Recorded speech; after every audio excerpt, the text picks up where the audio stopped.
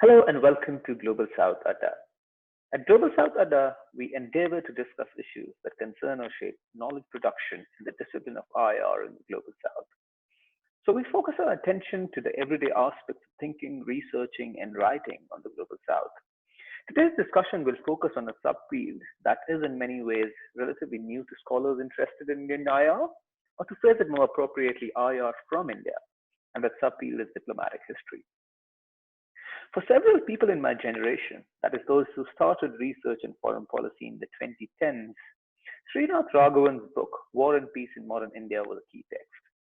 The book's great contribution wasn't necessarily in the spread of its ideas, but its staggering influence was an account of its vertical plunge, the sheer dexterity and thoroughness, or description as Clifford Cadmus calls it, with which this book looked at the archives and told us a story that we suspected was true, but never confirmed was something new.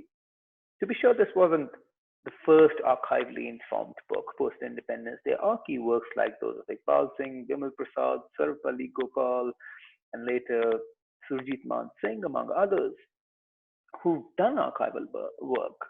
But most of India's foreign policy literature tended to be analytical, even thin descriptive, rather than archival. After 1991, as Indian economy opened, a whole generation of new foreign policy scholars wrote with new theoretical tools and certainly provided new analytical rigor and sophistication to discussions on our foreign and defense policies. But the move to theory was also definitely a retreat or turn away from the archives.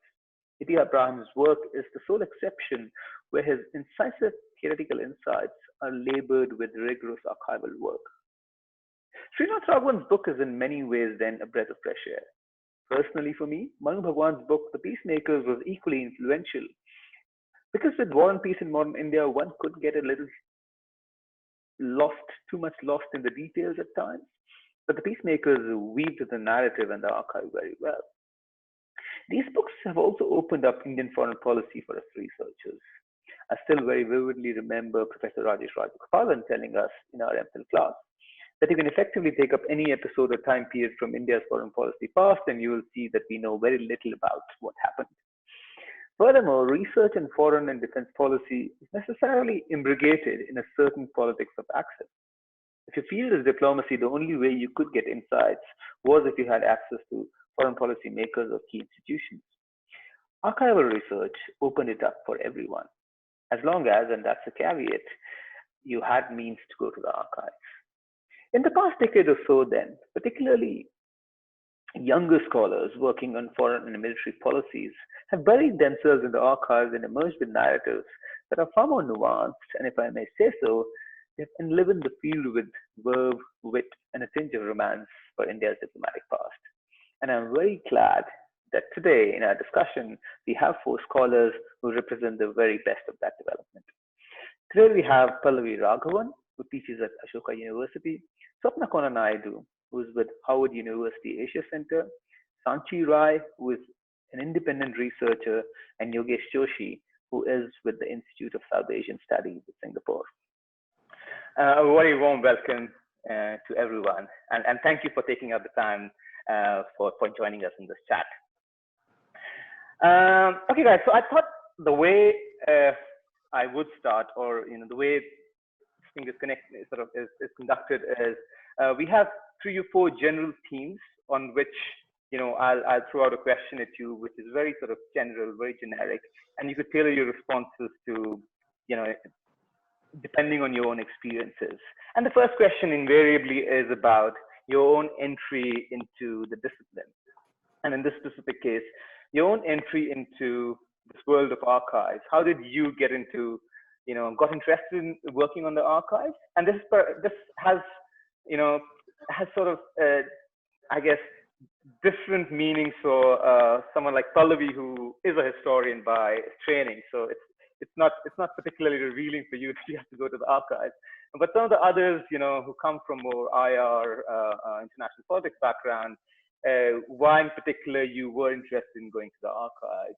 And for Pallavi, I mean, you managed to give a new take on a thing that's been talked about for 70 years. So how did you get into, trying to find this sort of new take on India-Pakistan relations. So I guess, Pallavi, we'll reserve you for the end because you are the historian here. So let's start with, I guess, Sanchi. Okay, thanks, Vineet. Firstly, like putting this together, I'm so excited about it because it's not a conversation you have every day, especially for people in IR. It's archives are now the buzzword, but even like till 2012, when I started thinking about what kind of PhD thesis I would want to write, if I would mention the archives or send in paper proposals to panels, they'll be like, it's too historical, it's too this, it's too that, you know. So wasn't the buzzword there. But if I have to just go back to my journey from where I started, so I think for me the discovery was a bit accidental because when I was writing my MPhil dissertation, one part of it dealt with India-Pakistan negotiations post 1962 war over Kashmir. And I realized there wasn't much material on it, like except for one book that you pointed me towards, Outside the Archives. There was like, oh my God, I'm like, there's a lot of narrative missing. So I started like going to the archives and like, okay, so I found something, but then 1962 and that topic, obviously I didn't find much, but then at least I got a taste of what it was to be in the archives. Then when I was looking for topics to do my PhD thesis on, I realized that I wanted to go back from where Indian foreign policy started. And I realized everything started at 1947. And then I'm like, wait, you can't have a foreign policy overnight. Like, so there has to be certain threads that go back. So some things would have continued, some things would have changed, but that's a story that can be told. So that's how I got interested in looking at the colonial roots of Indian foreign policy there. So roughly from the period of post, say, First World War, what was British Indian foreign policy? Why was it that way? What were the Indian leaders thinking about it? Post-independence, what continued? What changed? So these were a few questions I was trying to tackle in my doctoral thesis, and that's what took me to the archives here in India and in UK.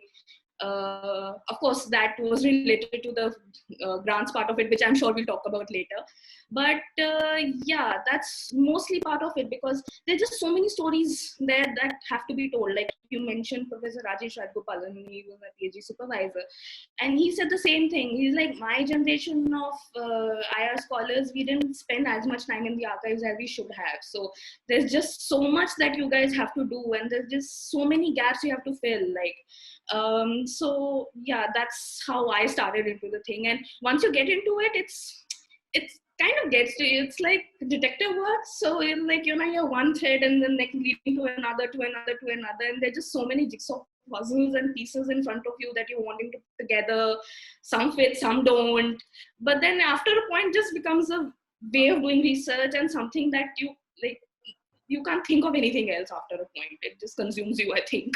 So yeah, that's broadly where I stand on archives and how I got into it. So. Thank you, Sanchi. I mean, speaking of, you know, archives consuming you, I guess no one knows it better than Yogesh. I mean, I'm sure every dog cat in the National Archives know of Yogesh. So Yogesh, how's your journey? First of all, thanks, Vinny. Thanks for starting this conversation. And I'm glad to be a part of this. And, you know, a panel where, you know, I have shared archival space with almost every one of you, in a sense, going to the archives, looking at you guys coming to the archives back and forth. So we kind of, in a sense, we kind of share that fellowship of the archives, so to say. My journey to the archives was very different. I didn't go to the archives to find something. I went to the archives. The first time I went to the Timurti was to ensure that there is nothing on something I was writing about. So, you know, and that tells you a lot about, you know, the narratives around archives in Indian IR. And particularly when you're working on issues of national security, nuclear weapons, you know, defense technology, the one myth which continues, and I think has been propagated by everyone just to elevate their own, you know, importance in decision making, is that, oh, there is no paper trail, you know, which is an obvious response from all decision makers, you know. So when I was writing a paper on India's nuclear submarine program, and it was much more of a strategy paper, found out there was nothing, you know, on the history of the nuclear submarine program, even when it dates back. You know, it started before India's nuclear weapons program. And then I did some, you know, primary, secondary research, and I came out with a paper. And somebody asked me, a friend from, again, CHS, that, oh, there should be something in the archives. Why don't you just go and check? And I was like, no, there cannot be anything in the archives, especially on a sensitive issue like this. And almost after 4 months of rummaging through Huxley papers, I finally found a paper, which was basically the most important document in the whole of nuclear submarine program, a top secret document. And very senior retired admiral later told me that if he's found with the document, he might be jailed under the Official Secrets Act. So, the idea is that, especially in the IR, we were not, especially when you're looking into very hardcore defense national security issues. And I know, guys like you, Sanchi later on, but we're working on in the archives. But in JNU particularly, that is not something which we do. So my journey was not only accidental, but it was something to prove the futility of the archives in the Indian sector. But I think 3 things are most interesting when you kind of, what I would feel is important for me to put forth of why I became so engrossed in archives. One is curiosity, as Sanchi rightly said, you're just curious to know about things. You want to know everything under the sun of why this decision was taken, why this decision was not taken. But the other factor is, I think, it's also challenging for yourself, but also everybody else poses the challenge to you. So when everybody else is saying, from the doyens of people who have worked on nuclear weapons, nuclear technology, or defense stuff in India, that there is nothing, you kind of take it as a challenge. And once you start uncovering the layers of that onion, you feel very good, in fact, and there was a point when Bharat told me that he was wrong because I showed him some of the documents, so which was a great feat for me, at that point in time. The last thing I would say is legitimacy. Legitimacy as a scholar, because even at the end of the day, I think we are all approximating truth. Even with the documents, and you would come on that part of it later. But it definitely increases your legitimacy as a scholar, because when you go with the document to a senior nuclear scientist or an admiral or an MEA guy, he takes you seriously. Then he's not going to say to you that, look, oh, I was here, I made this decision, and everything's just revolved around me, which oral history interviews largely, come down to. So I think those 3 factors, curiosity, challenging nature of the enterprise, and the legitimacy which it brings, I think those are the 3 most interesting factors of doing archival work. Thank you, Yogesh. Swapna, over to you. I mean, you didn't have to face in terms of lack of methodological training like it was in JNU, but what were sort of the other kinds of issues and problems you had to face while you sort of embarked on sort of working on the archives? Vinny, thanks for having me on the panel. I was very excited to talk about archival research because when I started, there were such a handful of us, and it's nice that it's increasing now, and people are finishing their PhDs because we were all sort of doing them at the same time, and they're becoming published books, like we saw with Pallavi's book, and it's great that people are showing interest. So thanks for organizing this panel.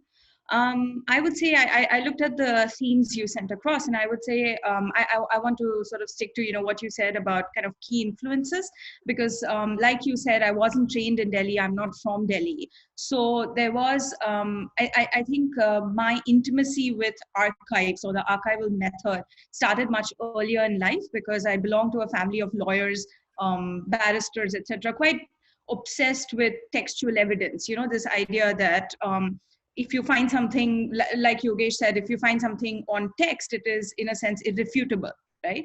And there was sort of this intimacy and obsession with both the personal and the public archives. So family histories, family archives, that kind of thing. And also laments from my father, from my uncles, that Indian families were not good at archiving their own histories. And so much was getting lost because people were not documenting or preserving documentation, or had no sense of value for that, especially because a lot of them had studied in England. So there was this idea that the British are very good at archiving and we're not. And in the future, we're going to have to go to London to look at and study Indian history, which is what happened with me. So, so in that sense, I grew up in that atmosphere of this obsession with documents. But also I want to point out that at least in Indian families, that was a very gendered understanding of what the archive constitutes, because most of the people who were going out and working or working in these sort of fields, at least in my family, were men. So there was also this idea that what is for Indian women an archive is usually constituted as artifacts, not texts. So there's sort of this idea of the tangibility and the materiality of archives, the fact that it is something you can hold in your hand and therefore has an element or a seed of truth to it. That kind of stayed with me, I think, from when I was very young. And this, and then also a factor of not being trained in Delhi meant that my first degree was actually in history, and it was I studied in Pune, and in Bombay, Pune, and kind of this the Deccan area. The focus on studying history as a first degree is not for studying international relations, but for studying archaeology. So because of that, there was also this, again, this preoccupation with the artifact, the text, what can be found, this excitement around excavation, which obviously we excavate in very different ways, often equally dusty ways, but, especially in Indian archives. But so again, that carried through to my undergraduate training. And I'll talk about it later because you put it in a different point, but this idea of how doing archival history helps us do IR. But I just want to end by saying that I think that because of this kind of my key influences being both personal, like family histories, and archaeological, in the sense of how I came to archives, meant that for me, from the beginning, this idea of history as being essentially internationalist was very much ingrained in my mind. I remember when we were doing archaeology, I was very young, obviously, but and quite naive. But the first time I learned that Harappa and Mohenjo-daro were not in independent India and were actually in Pakistan, I remember being quite shocked and quite disappointed, because I was disappointed in myself, because I thought, well, it's the Indus Valley civilization is obviously in India. But when I found out that it was actually in Pakistan, I remember thinking, oh, something that I think of in national terms is so international, essentially. And I think that kind of, on the archaeological side, and with having family members who had traveled to Karachi from Bombay quite a lot, and to London, etc., the fact that our family archives were scattered in 3 different countries, this kind of brought that international dimension of history to me. So, so in the sense of, you'd ask the question, what are your key influences? And I would say that for me, more than one person or one book, it was a field of archaeology and the idea of family archives. Thank you, Swapna. Pallavi, over to you. First, thank you so much for putting this together, Vineet, and also putting it together with such well chosen, such a good assortment of exactly like-minded kind of well-suited scholars. I'm great to be it's great to be with you, but also the panel as a whole, because I think all of us will understand exactly what the other is trying to say. And as Swapna was saying earlier, that that I think it's really this particular moment. It's in the study of IR, in the study of India's IR, is particularly exciting, because you've suddenly got a whole lot of people who were kind of doing PhDs over the last 5 or 10 years, with historical themes, historical dimensions based on archival research, and who are suddenly coming out with their books, and and it's kind of opened up this kind of exploded open this question in a big way about where is it that history, where is it that the study of history and the use of IR belongs in the study of history and the use of archives belongs in IR. And the answers are much more robust, I think, than what they were even 3, 4, 5 years ago. So I think it's a good moment, and this particular set of people kind of embody that really well. One of the things I was also thinking of, and when we were all talking about the archives, was that one of these other phrases that's doing the rounds at the moment is kind of like the difference between the theory and the practice of India's IR. And it's, the use of archives, it brings this out particularly clearly, like the difference between how a theory works in terms of, what kind of actor is India in IR, or what kind of factors go into its decision making processes, or why it acts in the way that it does in the world stage, or or the kinds of theoretical questions that IR scholars are kind of concerned by. The archives are a particularly good place to start with, because they kind of prize out the differences between these two things particularly clearly, and you get a real sense of what is this difference between theory and practice. Like, you get that sense when you're looking at somebody's private papers, you're looking at a file, or you're looking at a government kind of correspondence or whatever. The other thing that also struck me as I was writing this book, and as these conversations mature, is that I think what's also probably going on with the archival turn in India's IR is that there's going to be, or there is already, for all I know, a kind of shift, like in terms of like Yogesh was talking about it earlier, trying to make the case study of India fit into the theory that already exists? Or is it the other way around, that archival study, archival research and the study of private papers that enables you to add additional elements to the theory as well, and I think one of the things that I keep saying this, like one of the things I keep saying is that, look, in Ashoka, one of the courses I teach is this thing called Causes of War, and one of the things I'm in the 21st century in Delhi, in India, I'm still teaching the First World War, precisely because there was a whole, there's, the archival information about that is so very rich that it kind of enables you to kind of build up like a theory around a body of theory, and kind of work from there and try to extrapolate from there as far as trying to explain why is it that South Asian states act in the way that they do. And I think one of the reasons for this kind of paucity is the lack of information about what is it that made about what is it that contributed to a historical setting in India's IR.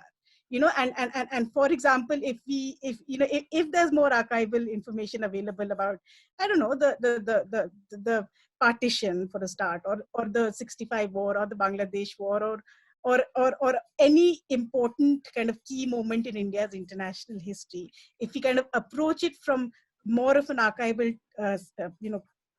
place, then I think what might happen is that rather than trying to situate the India story within an already existing body of theory about which kind of major power does India resemble, if you kind of try to put this whole story into an already existing template that resembles the First World War, right? If you kind of if you work more from an archivally based place, then I think you kind of end up moving further away from that and trying to explain India's role as an actor in India's international relations in its own terms, rather than trying to work with an already existing theory, and you're trying to kind of fill in a place in a stencil that already exists. I think you end up kind of moving further along in that direction. You end up kind of moving in a direction that privileges the practice more than the theory when you work from an archival source. Thank you, Pallavi. But can I still push you a bit on your own inspiration for doing what you did for your PhD? Why did you think about working on India, Pakistan? And as a historian, so what would it is India, Pakistan, sort of looking at more of the diplomatic relations? What was it there that interested you? Yeah, and I meant to say this. I just kind of got so excited about the first set of answers that came in. In terms of what, if I could just tell you a little bit about my own, my PhD started in a history faculty with Joya Chatterjee at Cambridge, and I kind of gone, I'd started by I planned to kind of look at the administrative consequences of partition on the state making practice, on the newly emergent states of India and Pakistan. I kind of planned to look at, what were the kind of economic consequences, or or the administrative consequences, or the institutional kind of reaction to the division of assets in India. How did partition kind of manifest itself in terms of the institutional capabilities of India and Pakistan? I mean, I think I started out in a history faculty trying to look at this kind of question, and from there I kind of I realized that one of the really interesting stories to be told is about the foreign ministry, is about the Department of External Affairs and Commonwealth Relations, and its storyline during the transfer of power negotiations and during the partition. And it's from there that I kind of ended up writing more and more about how the partition was kind of mediated was handling the partition, dealing with the consequences of partition was mediated in a really important way by the two ministries of of foreign affairs in India and Pakistan, and in a sense shaped the context in which the subsequent discussions of India-Pakistan relations would be had. So even though, nobody's talking about, even though topics like evacuee property or minorities or water, the topics that were important just after the partition aren't necessarily aren't necessarily what the bilateral relationship between India and Pakistan is about now. But at the same time, the context in which this bilateral relationship was determined, the rules of the game were sort of set in place by the partition story, by implementing the partition. So I kind of got into, so I was, the PhD itself, a lot of the PhD had been about trying to evaluate the consequences of partition on the, on the making of the two foreign ministries. And that's how I got into it. But as I kind of started to read and write and research around it more, it did strike me that, if that so much of what I'd read about India-Pakistan relations, was this story of a very bad relationship right from the start, and moreover was this story of a really a relationship doomed to a bad ending right from the start. Like that, the explanation about why is it that India-Pak relations are so bad is that it was always bad because the beginning was bad. And one of the things that kind of struck me when I was looking at papers just after in the late 40s is that for one thing, this kind of explanation is contradicted by the sheer weight, the sheer volume of discussion and dialogue and conversation about, between all kinds of different people in the governments of India and Pakistan at all levels, from the Prime Minister down to the Chief Minister, down to, the different bureaucrats. I mean, it's a very dense kind of discussion, a very kind of detailed kind of discussion that's being had at all levels of state. So it's, if it's, I mean, the sheer volume of this correspondence, of this discussion kind of convinced me that it's not, I mean, it's not a very, amicable conversation, but it's not something that you can kind of just dismiss by saying that, look, it was kind of doomed to be distant right from the beginning. Because if there's one thing that those papers show me, that it's not a distant relationship, so that's one thing I learned. And the other thing it did show me was that, look, that again, if you argue that the reason that explains the animosity in India-Pakistan relations is that partition, the bitterness of the partition, the fact that these politicians were kind of really, really betrayed by the process of partition. If that's the reason for the, for the animosity, then it's curious that these same people, these particular same people were the ones who chose to, after the partition, who chose to, enter into negotiations and discussions with one another about how to have a more, about how to arrive at compromises, or about how to have a more amicable kind of relationship on issues that didn't kind of touch on Kashmir, but on a whole lot of other issues that were equally tense. The instincts of the generation that immediately succeeded the partition was to try to make a deal, and was to try to arrive at a settlement about the partition. So this kind of approach, again, like it belies the assumption that, look, that the reason that the relationship is bad is because it was all it's it set off on the wrong foot. Like, if that kind of claim, I think, was contradicted. Thank you, Pallavi. So, I think all of us spoke in some ways about how we experienced archives the first time. It's also, I think, what Yogesh was talking about, it gives you some sort of sense of legitimacy as a scholar. I mean, last time I went to the archives, just a story, I saw a big IR tourist, big shot IR tourist walk into the archives. And clearly they had never been to the archive before that.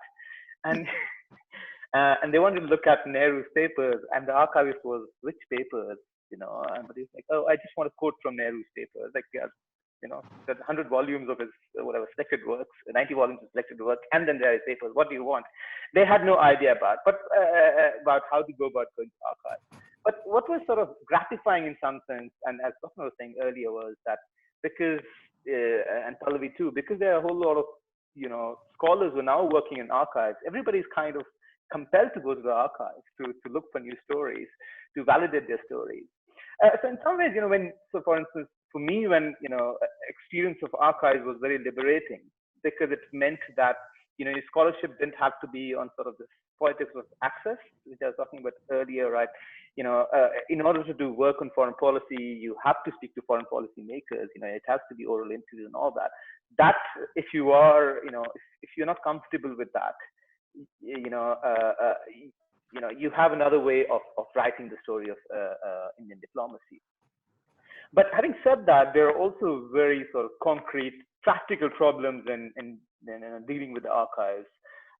Problems of funding, access. Often talked about, whole sort of gendering of archives. How one experiences archives. So if each of you could talk about, from your own experiences, about some of the very practical problems you face while working on the archives, whether in India or elsewhere. So probably you could go to the same sequence, Sanchi. Like whatever was said earlier, I totally agree with a lot of points. But one point that I wanted to really talk about, and it kind of goes back to the legitimacy of finding archival documents and that giving sort of like an iron cat proof of your documents. That somewhere also for me leads us to a question of where is the ethical responsibility for us as archival researchers, and how do we interpret those archives? Because there's a real danger of ascertaining too much importance to a piece of paper which might prove your idea, but within the scheme of things and within the scheme of those documents might not be as important. They might tell a different story. Not that it will not tell a story this way.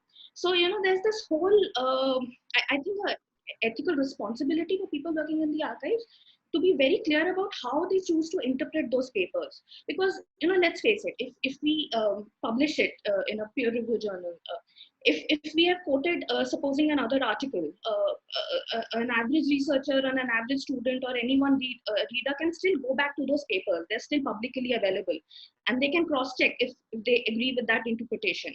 It's very difficult for an average person to go back to the archives and see if I am interpreting the papers the same way that the person would also interpret the papers. Right. So I'm not saying that, of course, some sort of subjectivity and interpretation would matter, but I think some sort of ethical responsibility lies in at least not ascribing too much of importance to just one random piece of paper without making sure that there is a story behind it within those archives, within those set of papers. So I think there is really, and this goes back to this practical problem also that you asked us to speak about, is that when I'm in the archives, how much is too much? Where do I draw a line? Because it's sometimes it's a dead end, sometimes it's a rabbit hole. there's no end. Also, a very important point of when you're looking at the archives, you also don't know what you're not seeing. There are some things in front of you, but there are also papers that you're not seeing and you don't know what you're not seeing. Right? If there's a book in front of you and there's a table of contents and okay, fine, this chapter seems missing from the book, you know what you're not seeing. Doesn't work that way in the archives. I can be seeing a particular correspondence between two sets of people, and there probably exists another set of correspondence between other two sets of people on the same issue, but till I don't know from maybe someone or maybe a hint somewhere else, I probably don't know about them. So that's this very important thing and a very practical problem of what you're seeing and what you're not seeing. Like this problem I have with a lot of computerized, digitized this thing, logs, catalogs. Now they're very helpful at one end, but I've also seen that going through indexes, the actual ministry indexes is actually more helpful, because at times you don't know what to serve, what search words to also put in. Like, when you're looking through indices and you're just browsing through them, you actually stumble upon something that you probably didn't think of searching for, because a computerized search engine would only give you like probably fields related to that. I'm not saying I'm against it, it obviously helps.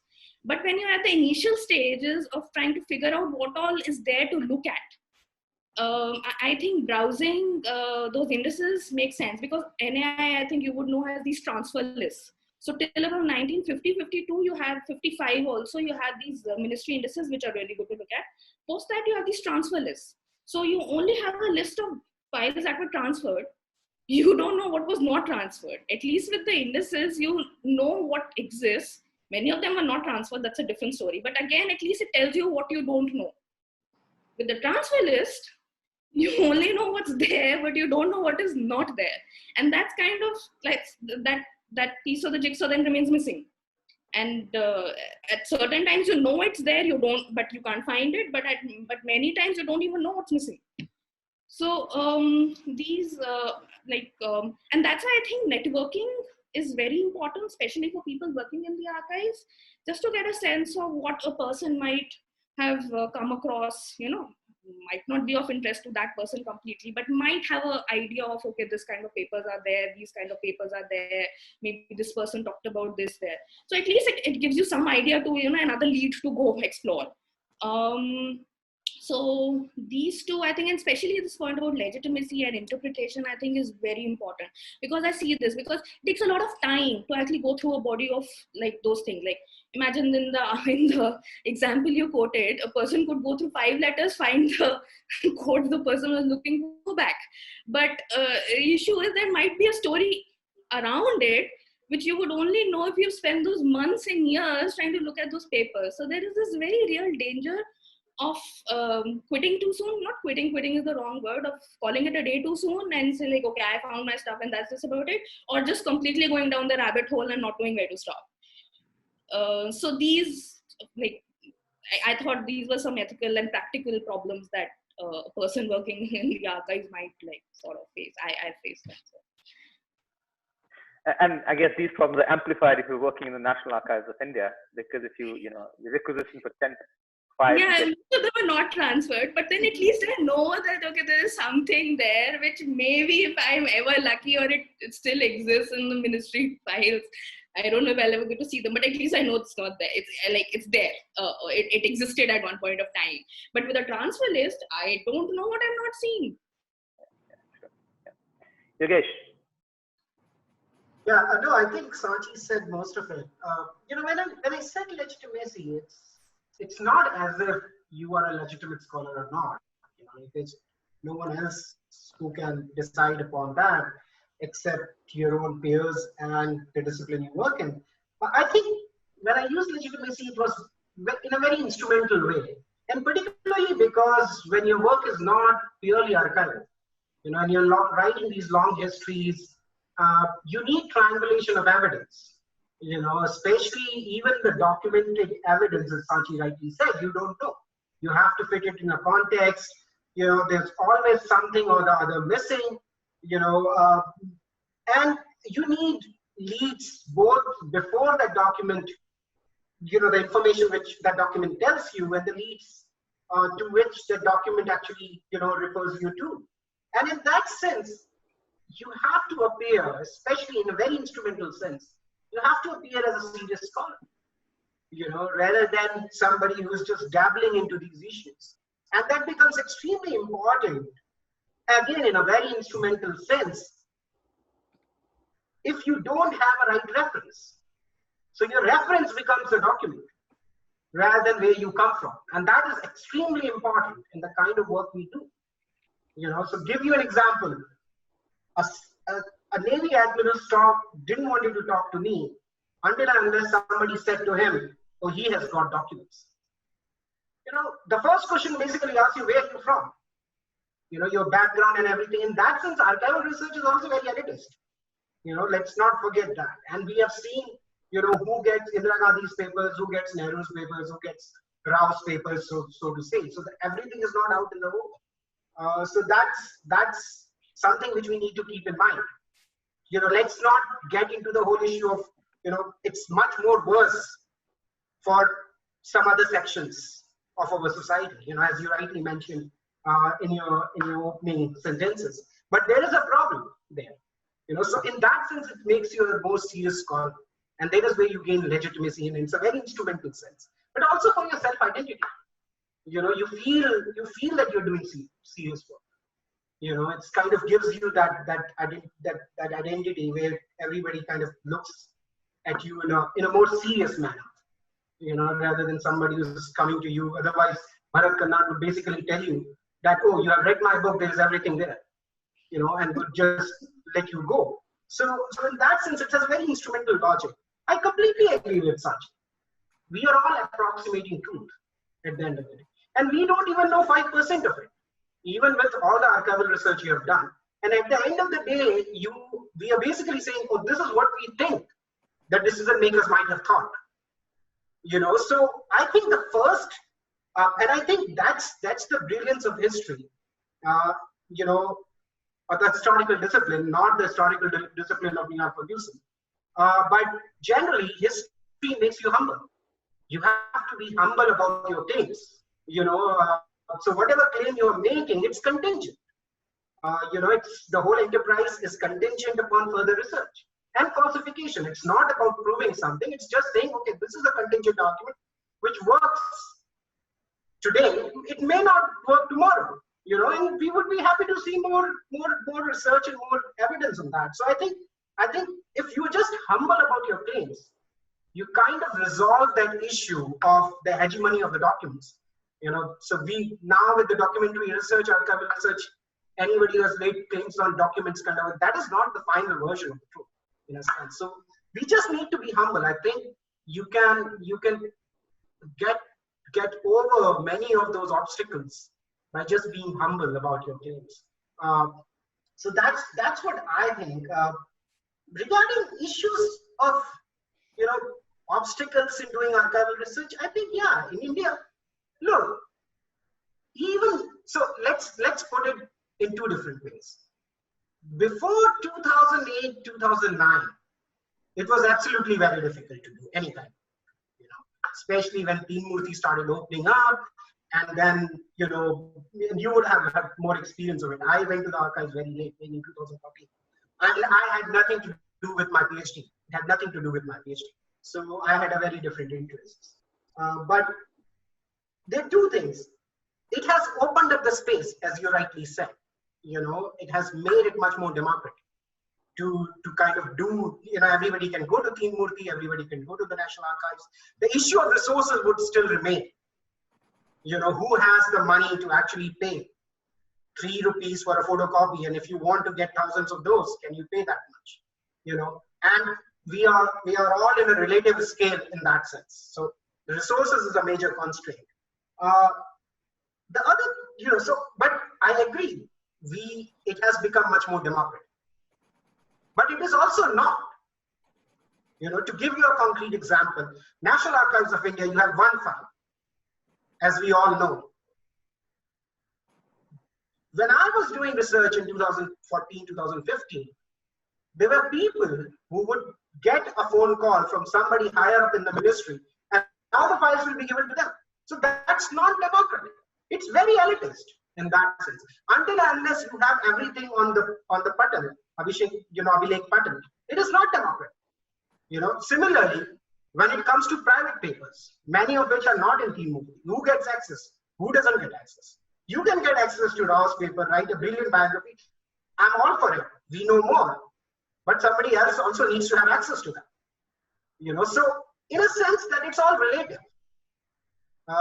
So I think the archival research is still very elitist. We are moving towards the direction where it becomes much more democratic. What it was earlier, compared to that. But I think there's serious bureaucratic problems. There's serious problems of who has access, who comes from which background, and that becomes and leave aside, I'm speaking from the privilege of a high caste Brahmin, so to say, but let's leave that privilege around. But it's just elitist in its discourse, and we have to accept. It's about resources, it's about backgrounds, it's about who comes from where, and and when I think about it, I think it would be much more difficult for somebody who hasn't had even relative privileges which I have. So I'll just stop. Thanks, Yogesh. It's also, I guess, if you're living in Delhi, I guess it's easier. But if you're not living in Delhi, exactly, yeah, come to Delhi, and then, if you have to do any kind of, any substantive work in the National Archives, you have to spend 3 weeks at least, 3 or 4 weeks at least there. So you have to live for that period in Delhi. Yeah. Yeah. So it's all those sorts of issues as well. Pallavi, would you go before Swapna on this one? Also because you're teaching, in not Delhi, Ashoka, Sonipat, but in terms of your students. In terms of, I've been saying that, look, if you're looking for, I can make, I live in Sonipat, Haryana, I can't, if you're looking for a way out of the elite thing, I have a Sonipat thing, but no, so can I just say one sorry, thing? Yeah. So I've actually seen some of your students in the archives in Delhi, which was I was very pleased to know that students are actually going to the archives and from Sonipat, not Delhi actually. But so what is it that you teach your students about archives as well? And I think it's important to sort of train and inculcate the values of archives with students themselves. So what's your experience now? Yeah, that I want. There were 2 or 3 things I kind of wanted to come in on. Firstly, I was just I was also just thinking of like this really famous story that I love about Sarvapalli Gopal, who was kind of dispatched to the British Library at the height of the India-China war in 1962. He was told by Nehru to kind of please go to the VL and find out where is this boundary line, we're at war, like this crisis has happened, these soldiers are dying, there's a boundary dispute, but nobody knows where the boundary is. And the only way to answer that question is to go to the archives and find it. And so Sarvapalli Gopal goes, and he finds these British kind of designed maps in the British Library, and then he calls up Nehru and says that, look, I don't know where the boundary line is. It's basically like a whole lot of these squiggly bits, that nobody ever demarcated properly. And in any case, you can't just use, the boundary lines as a notion didn't exist. It's all to do with different notions of sovereignty and jurisdictions that non-Westphalian states have. And then Nehru goes, I don't have time right now for a history lecture. Either tell me where the boundary line is or don't. So it's in terms of the obstacles that archives throw at you, there's also this. I'll come to there's the issue of access. There's the issue of what you can read, what you can't read. There's the issue of how much is declassified. There's lots of problems that Indian archives do have. They're big problems. But from a kind of disciplinary kind of perspective, the other kind of thing to kind of keep an eye out for when you're working with archival sources is that as much as they kind of give you answers or confirm the hypothesis, they also go the other way. Like, they don't give you the answers. They don't tell you where the boundary line is. They don't tell you that the state actually exists. So they tell you that, or they don't tell you that there was this answer kind of evident at the time. They also they can be frustrating in that they often throw up answers that don't go well with the hypothesis that you're working with. So there's that other problem as well, I think, with archival research. But that's one thing. But the bigger problem is the issue of archives, in India in particular. And one of the things that also struck me is that, look, when you're working in the British Library, it's like a dream. Yeah, it's a completely different world. You can pre-order these documents; they'll be waiting for you when you go in. Like, you spend the whole day. The library, the staff are, a lot. They become friends. They're genuinely nice people. Nobody in the National Archives, I do love them, but nobody in the National Archives has ever made a name for themselves by being kind of helpful and friendly and, trying to bend over backwards, helping people. So so it's like, it depends on which archive you're at, but the Indian archives, there's a lot of, very basic kind of, problems.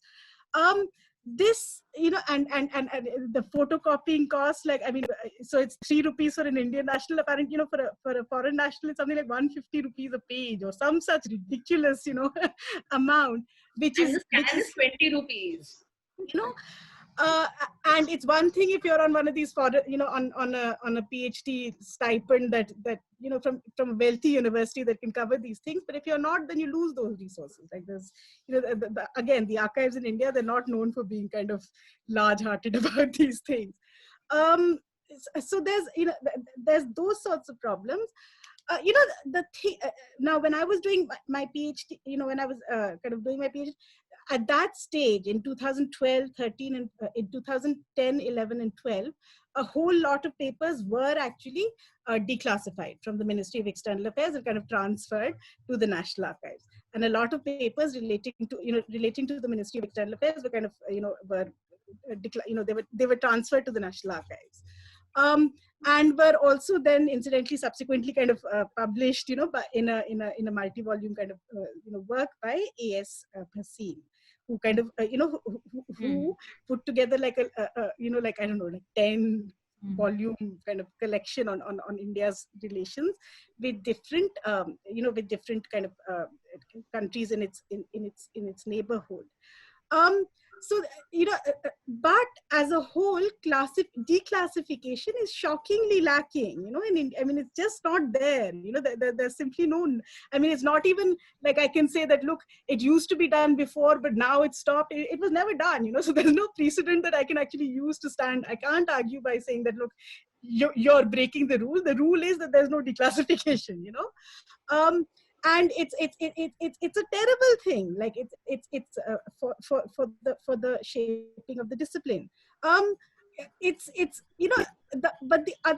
thing that did strike me was that, look, but the National Archives, for all its limitations, including but not limited to the ones I listed out, it's a surprisingly, it's still a very rich collection. Like, it's falling apart, it's very badly maintained, but the papers, they're solid, they're good papers in there.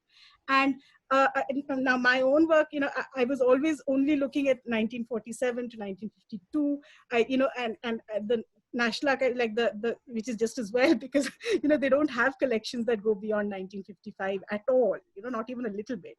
And even after 1952 or 53, it just starts to taper off.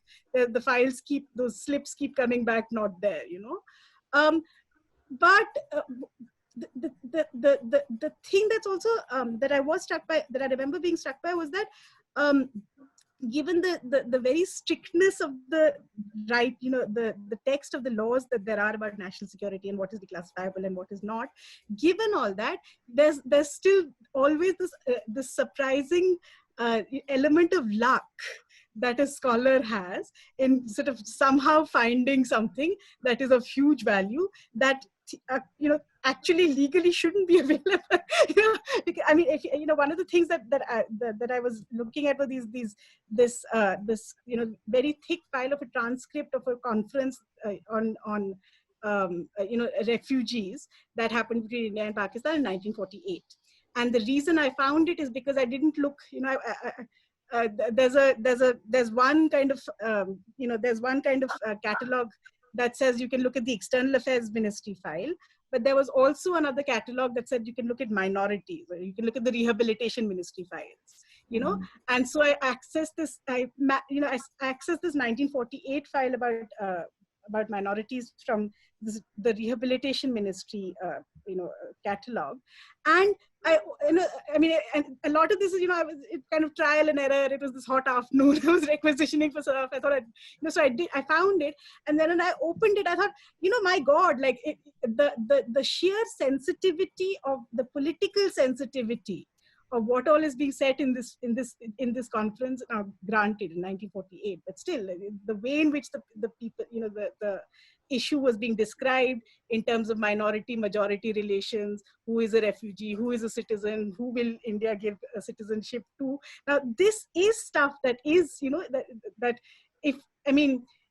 it's one thing to have wrong-headed laws about classification and secrecy and national security. It's another thing to implement them badly so that files like this, kind of, slip through and give you even more ammunition to attack, those sorts of laws about.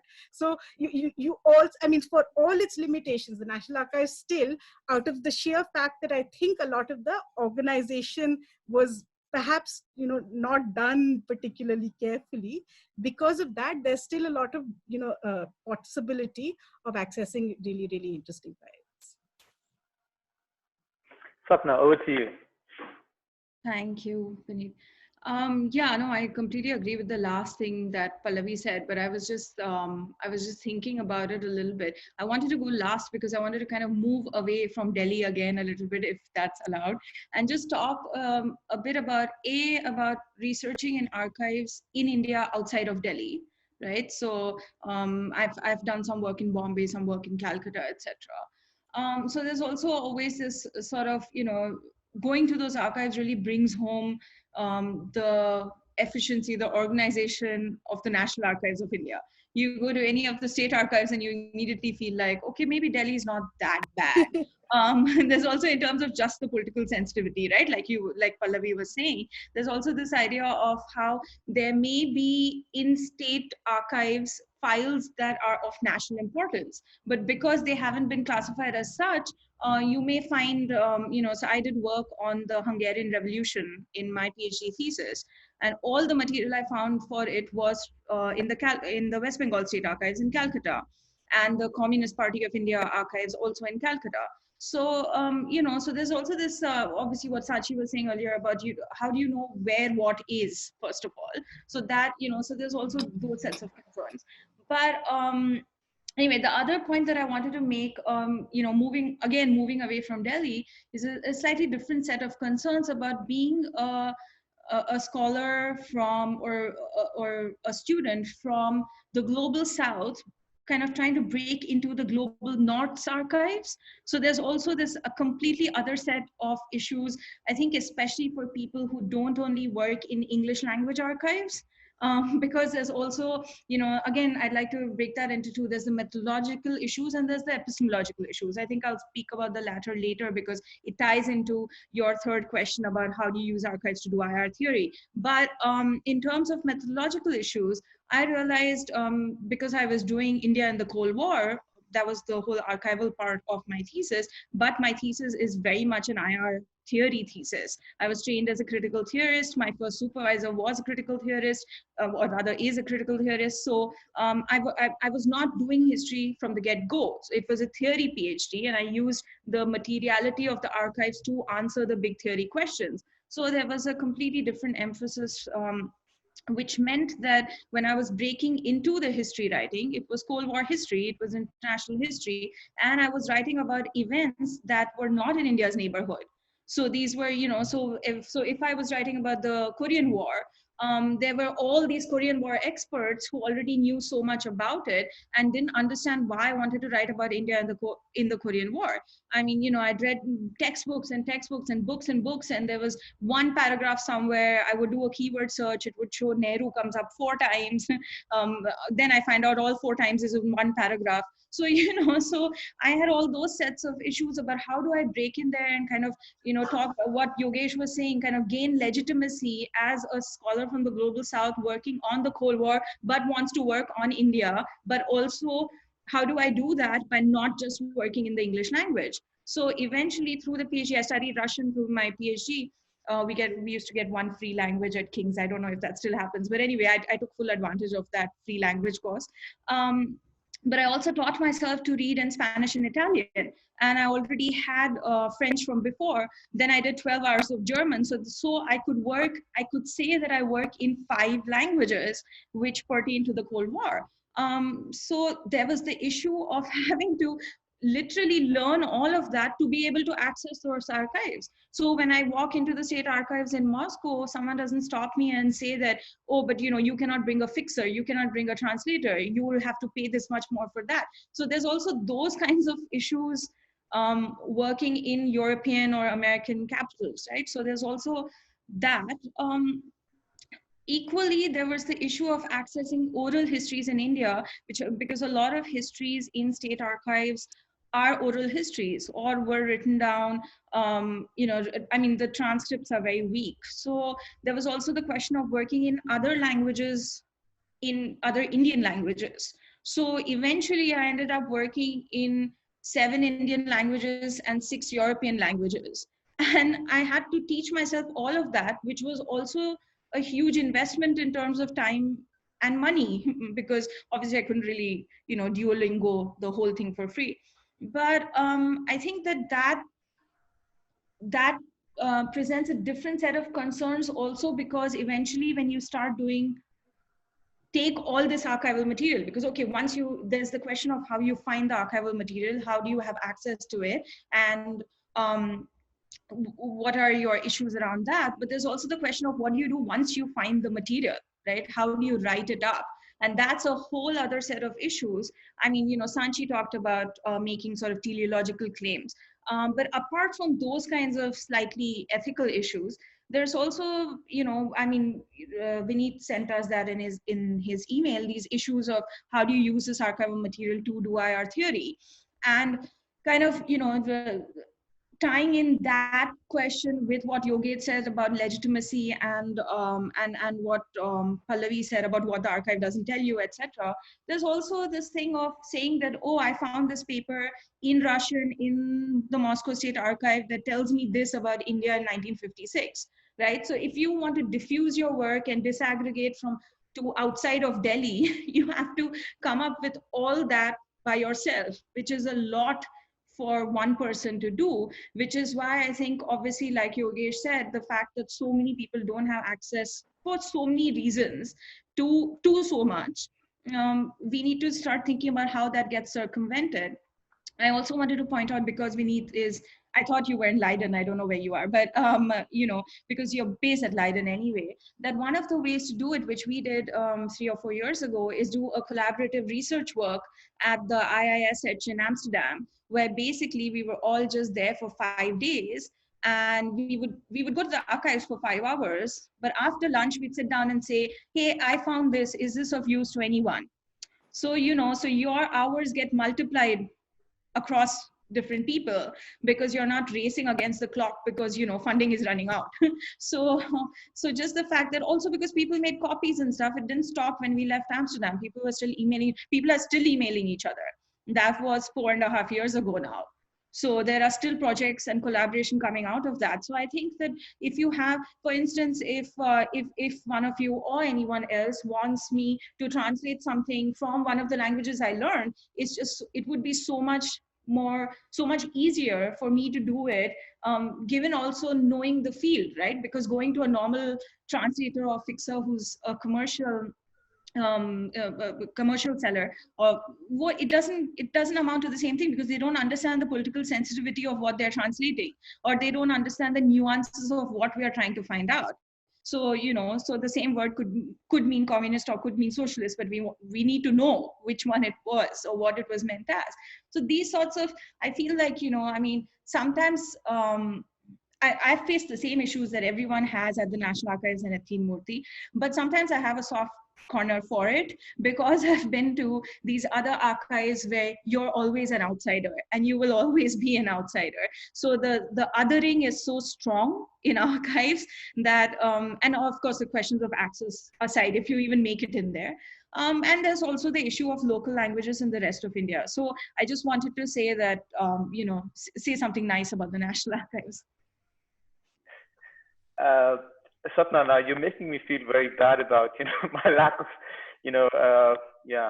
knowledge of other languages. So I've been wanting to work on sort of on policy of apartheid for the longest time, but I've been postponing it because of Afrikaans, and I also have to learn it for my personal sake. My wife, her family speaks Afrikaans, so it'll be good for me if I learn Afrikaans. But I've just been postponing it. Now with 13 languages, wow. No, actually, I just want to come in there and say that, this is, I think also sometimes doing some archival work makes you a jack of all trades, right? So when I say 13 languages, I cannot order a coffee in German, but I will translate a document from the GDR. So, there's also the question of how you use it just so precisely, because you don't have time or money to, sort of immerse yourself into something fully. I mean, there was no way I could do it with so many languages. So it was impossible. But but it is useful because it does sort of give you that legitimacy. Pallavi and I were in a book together, Manu Bhagwan's edited book on India and the Cold War. And I was very pleased that I got to write the chapter on the Soviets, on the India-Russia relationship. But outside of India, I was also able to send that chapter to Russian and German historians because I'd used Russian and German sources. So it would also, it also gives you a wider net to cast. So more people become interested in Indian history, Indian IR, Indian international history, etc., because they see it as being part of the international, which is the actual problem that they don't. They just see it as a site where international politics took place, rather than seeing India as an actor. So I think that I just wanted to say that I can't order a coffee in German. Yeah, just wanted to flag that. Now, can I add a couple of other issues to that? I mean, with which, Swapna has already identified in terms of the new directions of, archival work. One is, of course, languages. I mean, most of us can only speak sort of one language, two languages, but not any of these European. Most of us can't speak any of these European languages. But also, we don't really work in archives of other countries in the non-West, right? So I always feel like we can never really have a proper history of non-alignment because we don't really go to archives in Ghana or Nigeria and all of that.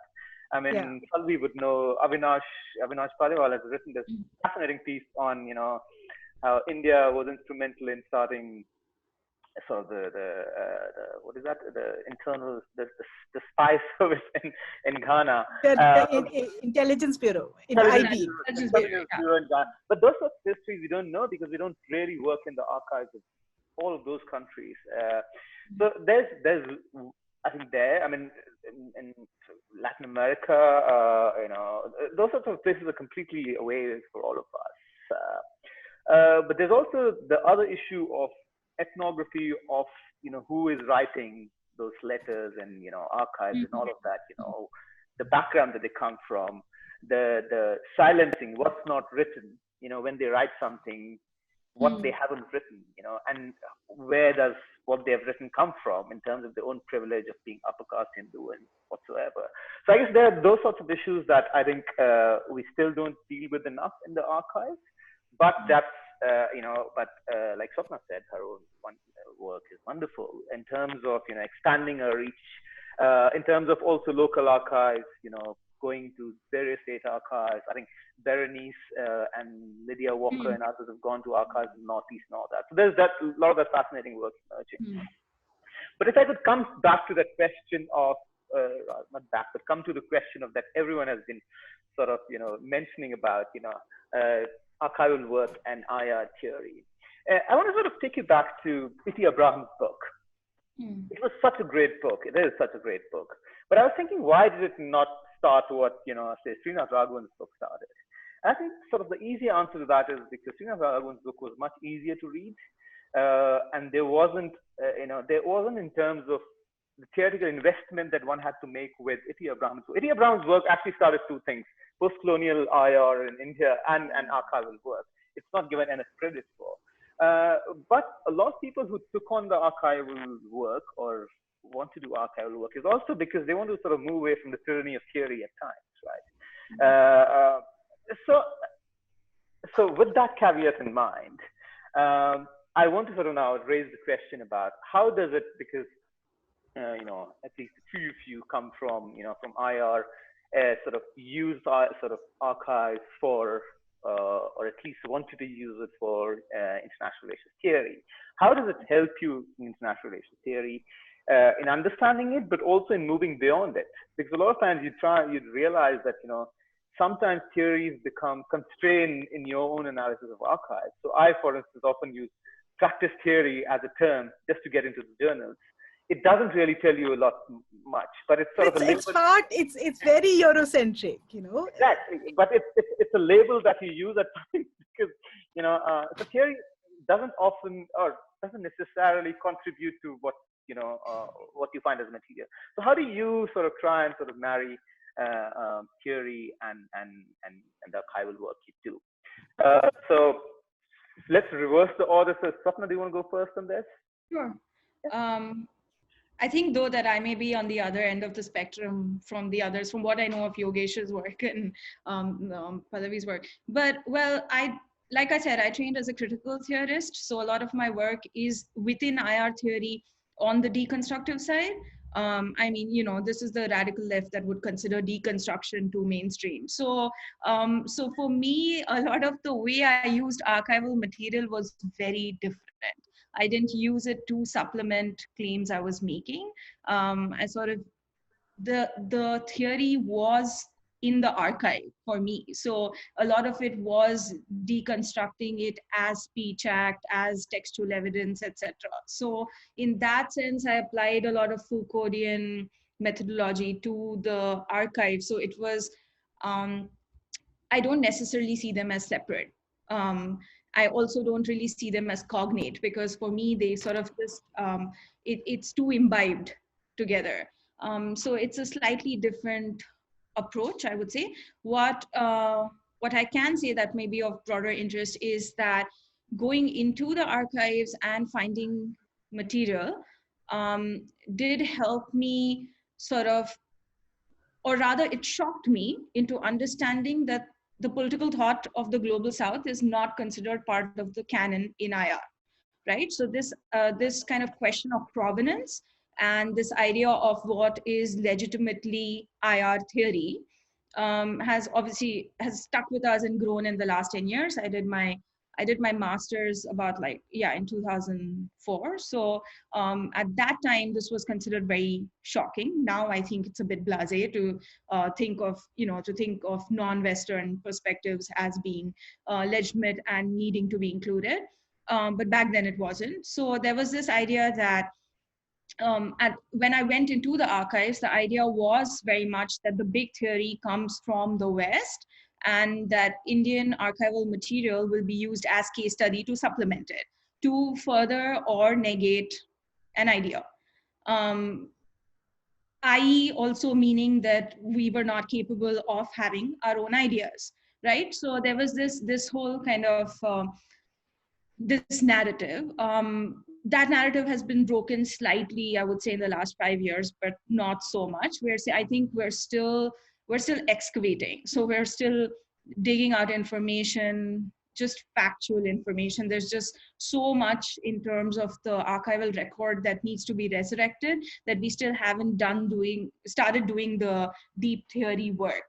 But it's happening very slowly, but it is happening. But there's also the question of using theory or political theory that came from India along with Indian archival material in the IR theory space.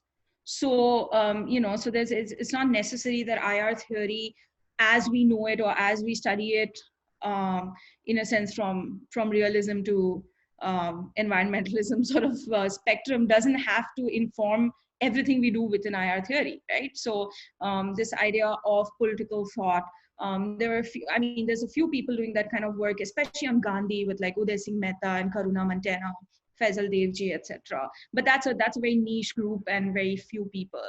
But I think that kind of, in my thesis, or I should stop calling it my thesis, start calling my forthcoming book. But anyway, in my thesis, I was still wedded to the idea of being a PhD student.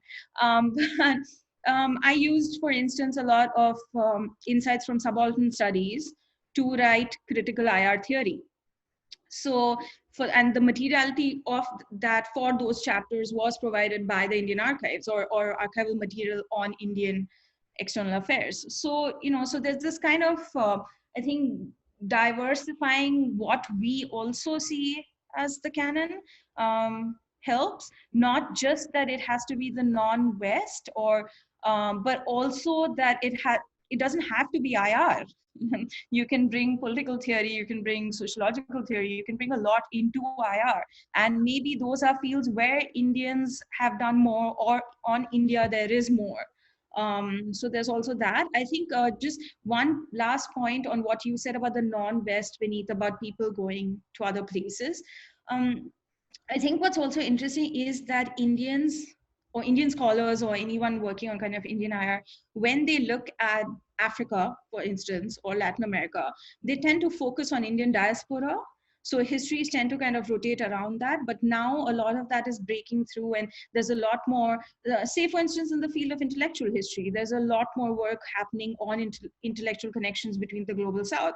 So I think that all that sort of work also provides material for IR. We don't need to look at that very small space of European and mostly Anglo-Saxon IR.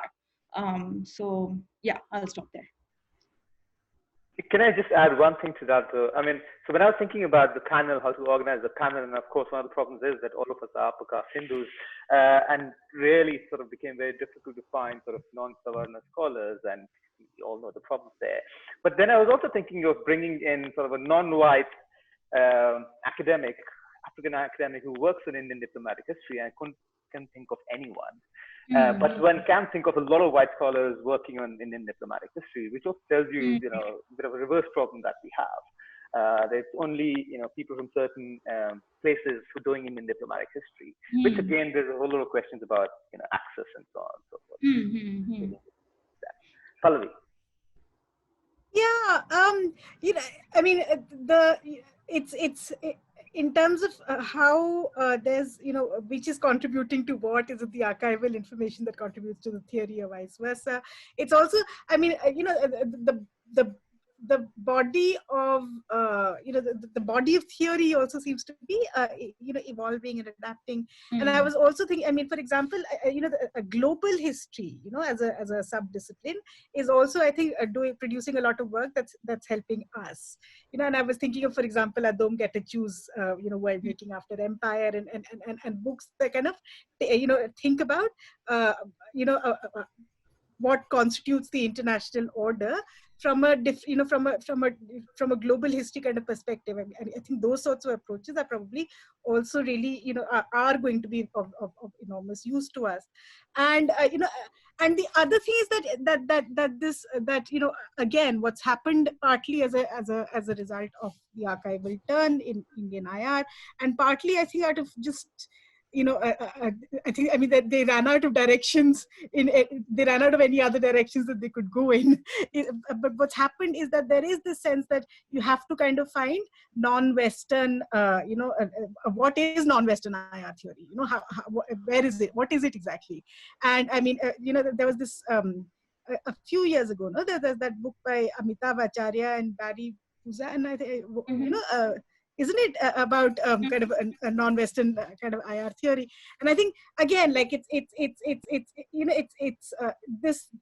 can only grow, and it's only a good thing, because in a sense that there's I think part of the problem with the discipline of Indian IR is that it was kind of very stuck with a lot of Westphalian interwar European notions about IR. It used those, and it used them to the extent that it kind of dried those out completely, and it had nowhere else to go in terms of its theory. So I think you have to kind of get out of that. That said, the other thing that also just, that also struck me particularly with this whole, Woodrow Wilson kind of discussion, is that I also think that at the end of the day, all said and done, India is in fact, or Indian actors in IR are in fact very studious adherents to a conservative reading of the international order, and if anybody kind of believed in Wilsonian nationalism, and tried to emulate that ideal as much as possible with all the exclusion exclusivist and discriminatory kind of practices that entailed, it was India. It was India and Pakistan. Like they signed up for that in totality. Like they really wanted those particular Western notions of conducting yourself in in international affairs. Like they were trying to get those. They were trying to use those conservative approaches rather than any attempt to try to question those. So I think there's also this, we need to think about what that means for us, that increasingly it turns out that these sorts of ideals are disappearing, or they're not, as they're being questioned. But where does that leave countries like India or Pakistan, or I think a lot of basically Commonwealth countries, British colonial countries, that kind of use those definitions so tightly in shaping their international affairs. So yeah, I mean, I think that's the general direction in which this conversation will kind of end up going in. It's interesting about the Wilsonian moment, though. I mean, like Manila in his book basically argues that nobody adhered to sort of Wilson's ideas, but it's still called a Wilsonian moment. And I'm like, but so how is it a Wilsonian moment if no one really went forward with those ideas? And once in the book written in Sastry basically argue that it's all well and good to talk about abstract self-determination, but it is something that was fought for by people in the Global South. So Wilson shouldn't get the credit for that. But a point that I would actually Yogesh would be very well equipped to answer it. There's sort of also a romanticism at times with non-Western stuff, right? So, this thing that, Indian diplomacy doesn't follow, any Western template because Indian diplomats only read Mahabharata, and, our diplomatic style borrows a lot from Mahabharata. So there is that, a sense of romanticism which sort of at times borders with stupidity. So Yogesh, what is your view on all of this? So yeah, I'm glad you asked me that question, or I'm not so glad actually. But let me put it like this: I work mainly within the mainstream IR. In that sense, I have a very conservative view of the world. And I'm straddling, even today, I'm straddling between Rajesh's view of, what came to me in a sense that IR theory finished with 1979, the theory of international relations, when Walsh basically said that. And my subsequent training in archives, but also what my postdoctoral mentor at Stanford, David Holloway used to say, who was a political scientist, moved into history, and basically that he moved towards the dark side. So I'm kind of straddling between those two. We're both theoretical and anti-theoretical. But having said so, look, the problem which you underline is one of narratives. So if you want to, and we are all in a sense of trying to gain that legitimacy. So if you want to say that you want to overgeneralize the Indian experience, one stream of thought is overgeneralizing the Indian experience. The other side is also about the tribal instinct that India is something very unique, and we are straddling between those two, and truth maybe somewhere in between actually, so we have to be very careful about how much does the Indian experience tells you about the world, and also that how unique is the Indian experience, so to say. And the way I look at it is, given my own limitations for that matter, limitations of thought as well, not just physical material limitations, but limitations of my choice of work, so to say, which are self-imposed in some sense. I think for me the most interesting part is that I consider these ideas to have certain validity, whether it is balance of power, whether it is deterrence, whether it is about realpolitik behavior. And what I want to see is what is India's practice in that? How is India's view of balance of power, and how is India actually achieving that balance of power? That process is extremely interesting. So when you look at Soviet Union, you look at the US, you look at China, during the Cold War, and you find this extremely delicate balancing which India is trying to do. You can say, oh, you were not realist enough, and you were idealist or you were, just being too realist. But I think that balancing which India is doing just to outline that process is extremely interesting. The other factor which I would say is archives makes you theoretically alive, even if you're working within the mainstream IR theories. So I'll give you an example. The example is, so India's nuclear history, it's a very linear narrative. China comes, the nuclear threat comes, and then there is Pakistan, and you basically, you nuclearize. What is most interesting is that for almost 2 decades, India doesn't build a bomb vis-a-vis the Chinese. But within 10 years, vis-a-vis Pakistan, we build a bomb. And that completely negates the dominant domino theory of nuclear proliferation. And here you need to understand how are Indians looking at the political purpose of the bomb in the Chinese hands and in the Pakistani hands. And that comes from their perceptions of Pakistani state and the Chinese state. They consider Chinese much more rational. They consider Pakistanis to be completely irrational. There is a history of emotions. There is a history of perceptions. And that tells you about their thinking of deterrence, which is extremely interesting and which provides a completely new twist to what all we have learned about how proliferation decisions are actually taken. So I think Indian history in that sense provides you new vantage points to look at what you call the mainstream IR theory itself, and put some of those conclusions which they have come out with and have normalized, put it on their head. So I think that is what I feel is my objective when I am doing archives. Is to kind of look at, and I do India.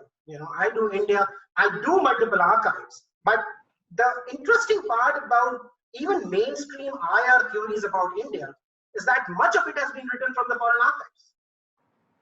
And there is a huge methodological problem there. What the Indians are telling the Americans or the Brits is not what they are doing internally. And once that narrative from the British and the American archives get normalized, then they don't really know what the Indians are thinking. And the Indians might be thinking something very, very different. And that happens all the time.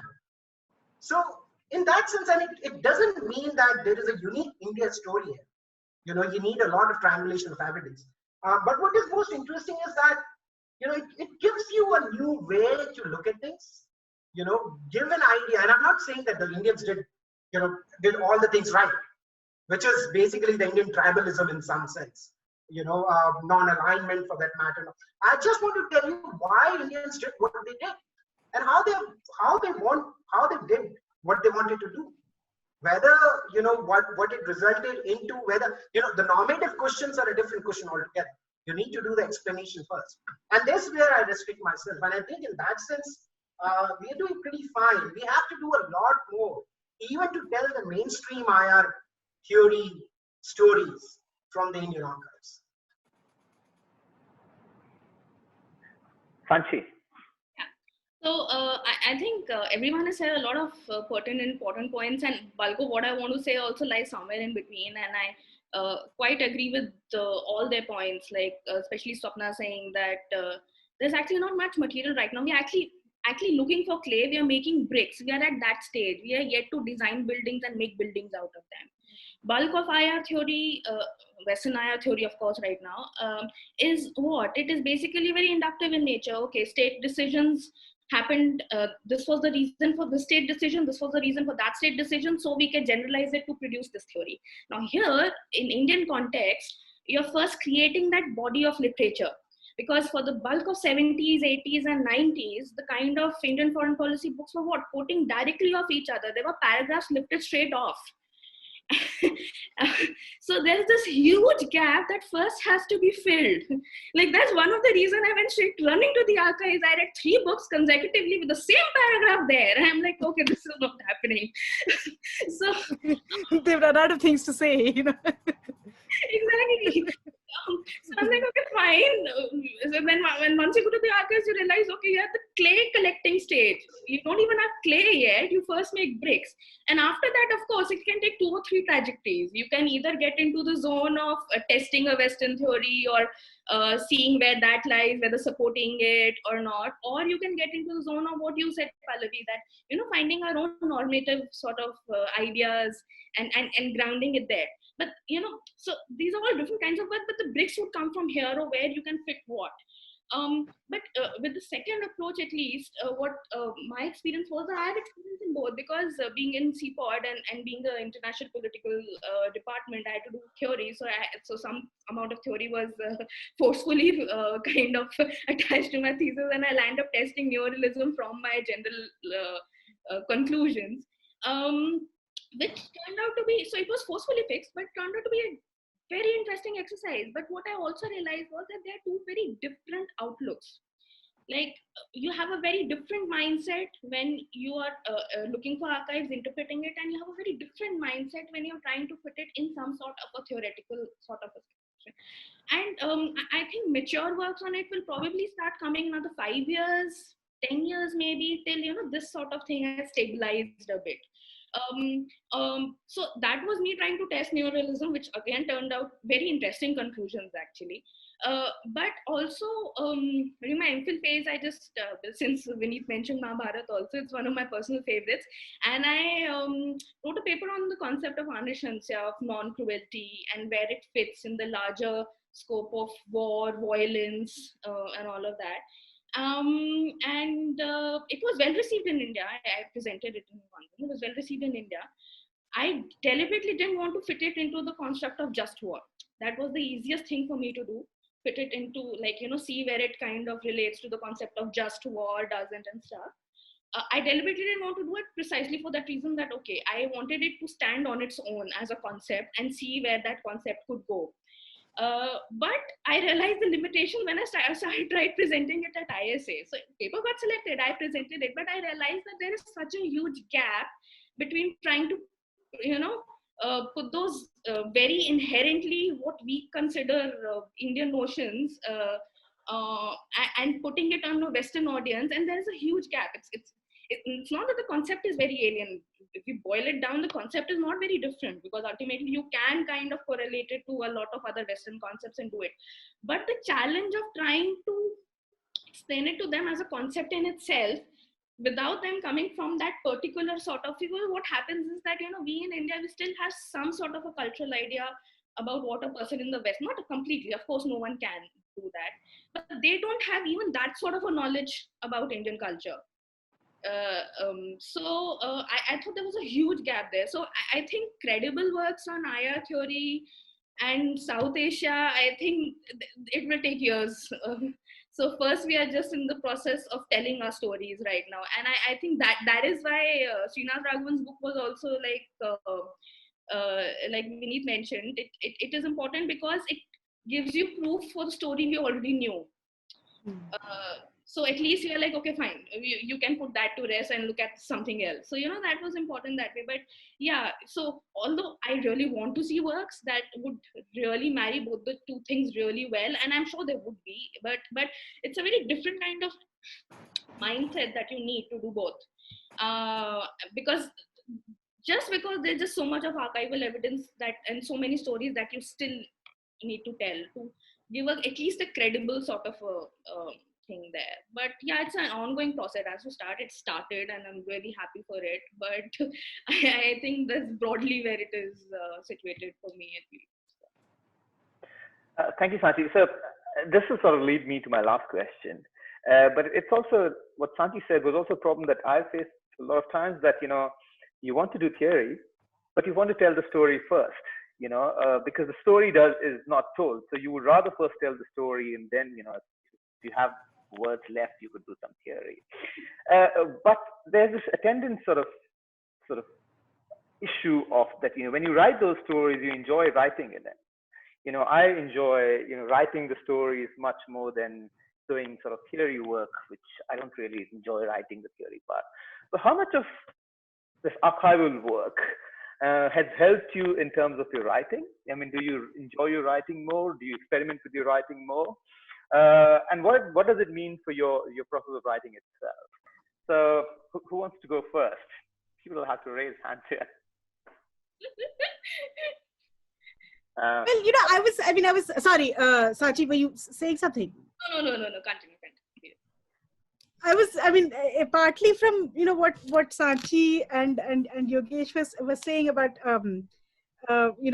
where is South Asia's place in IR theory, and I was just for these, like, I was thinking of a slightly kind of facetious Facebook post that I put up a couple of days ago, saying that, look, the South Asiaification of the world, and if there's a moment in the right now, if ever there was a time when South Asia could kind of guide the world, it's right now. If you want kind of repressive, discriminatory practices and trying to illegally kind of suppress a state, we've done that. If you want majoritarian, practices, we've done that.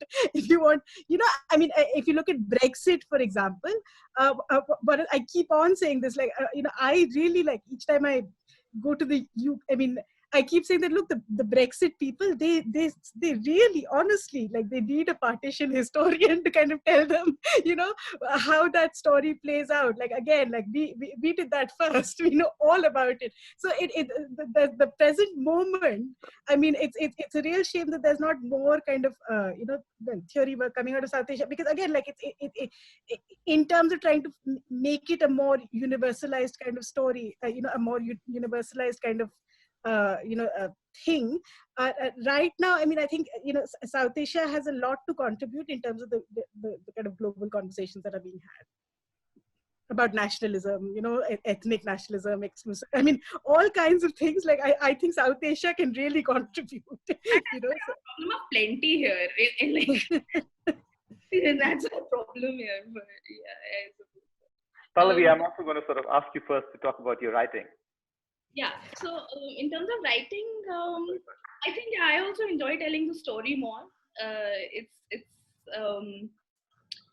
at the end of the day, because that's kind of what you want to show to the world also. Okay, I went to the archives, this is what I found, this is the story, like, that's the story I can tell. Of course, I want to situate the story in the larger context also. Like, no one wants to read a book or a paper that is just like, okay, A happened, then B happened, then C happened, then D happened, then maybe E happened. No one wants to just read that. I would be bored to death writing that.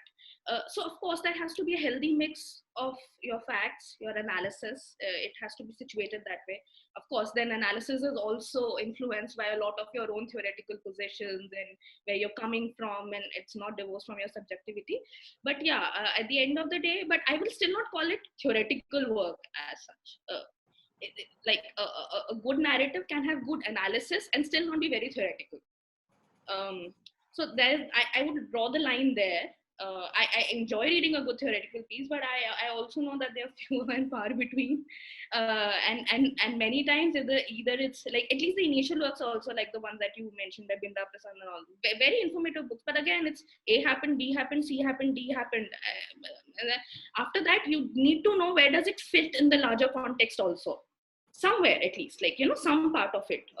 You can agree with the analysis, disagree with the analysis, but yeah. So that I would definitely do, but calling it theory or informing theoretical work, I don't know. It will depend on the work itself, but yeah. Yogesh, Swapna, who wants to go first? I don't know. Okay, you want to go first? No, go ahead, you. Okay. So yeah, no, right. It makes writing much more exciting. So that's one of the things which I think everybody would agree to. And storytelling at least helps you to write much more quickly there, rather than it would have been just bland theory basically.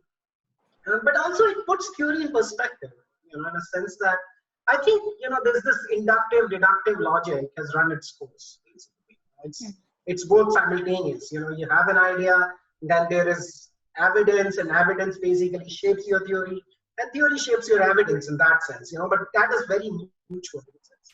I think what is interesting is that prefer writing stories, any day for that matter. And also that when you're writing, there's so many variables in play actually, that it's just very, very difficult to say that this is one variable which has driven this whole story. It's not possible. It's humanly not possible. So I think, that's the problem with political science books, basically. You have this theory chapter and you have this 5 flimsy case studies which doesn't make sense. It's like you're basically putting in evidence, from wherever you can put in. The Wall said basically facts are theory driven but not theory determined. But the political science literature nowadays is basically does the theory determined part much more than the theory driven part. But what I would say is that it helps both ways.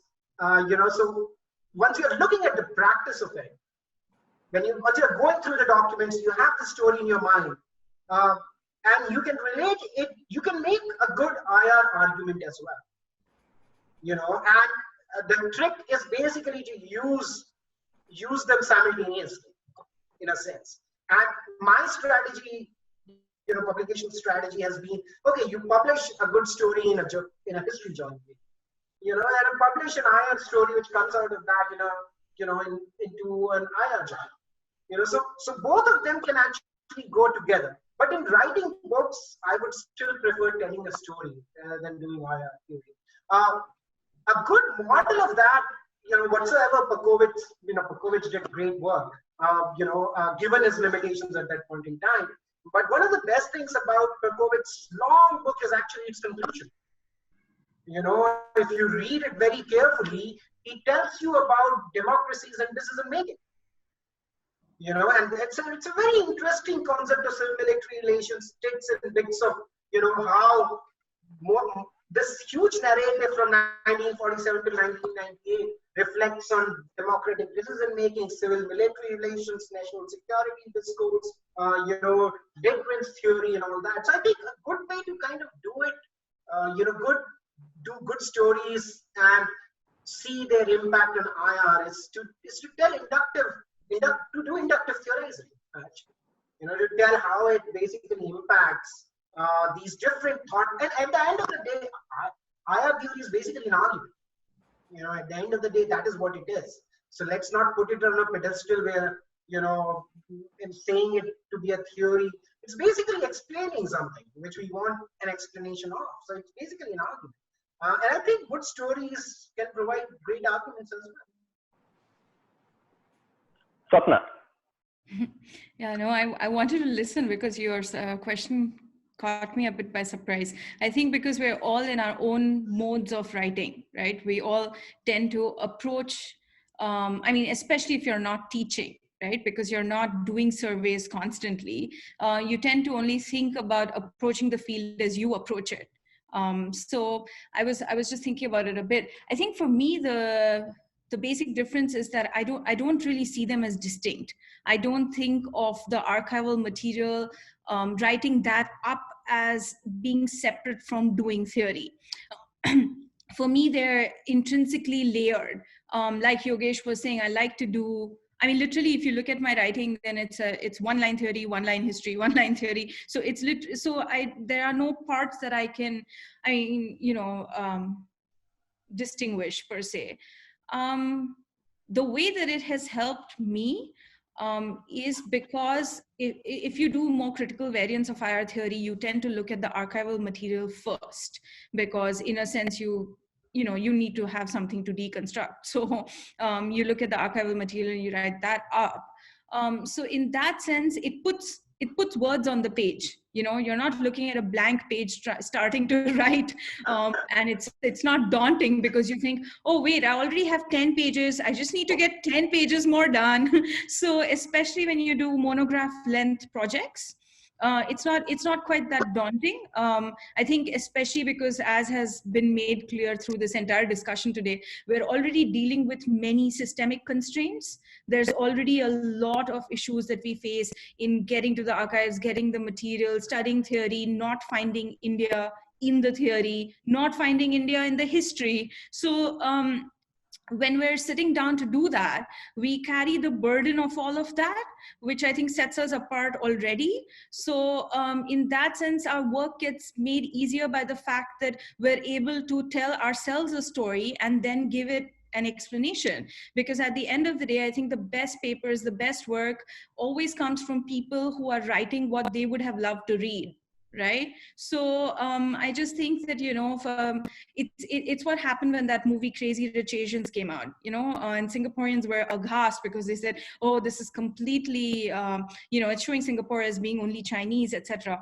But the point was that the minority that felt like they enjoyed the movie felt that way because they felt seen, right? So for at least some people, that was the comfort they found in it. And I think that in a sense with Indian IR, that's where we are. It's Crazy Rich Asians territory right now. It's nowhere near perfect. It's absolutely exclusive and exclusionary.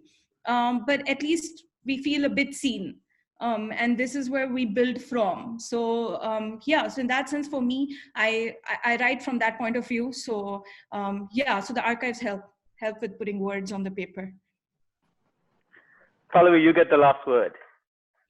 Yeah, I mean it's a mixture of what everybody was saying, was that in terms of when I'm writing now, it's important that there's no question. I mean, I have to have a good story to tell. Like it has to be just interesting. I have to kind of when I'm writing, like I would hate to be writing about something that I don't know why I'm writing, why I'm writing. I need to be, I mean, there needs to be some kind of question in my head that I'm interested in, and I'm trying to write things so that I'm answering that question. So I need to have and while answering that question, I need to have something that I'm interested in, like a person or a place or a time or a whatever. But I need to have the elements of a good story. But while I'm writing it, I also, it's also equally important that I kind of keep an eye out for what does it matter? So what?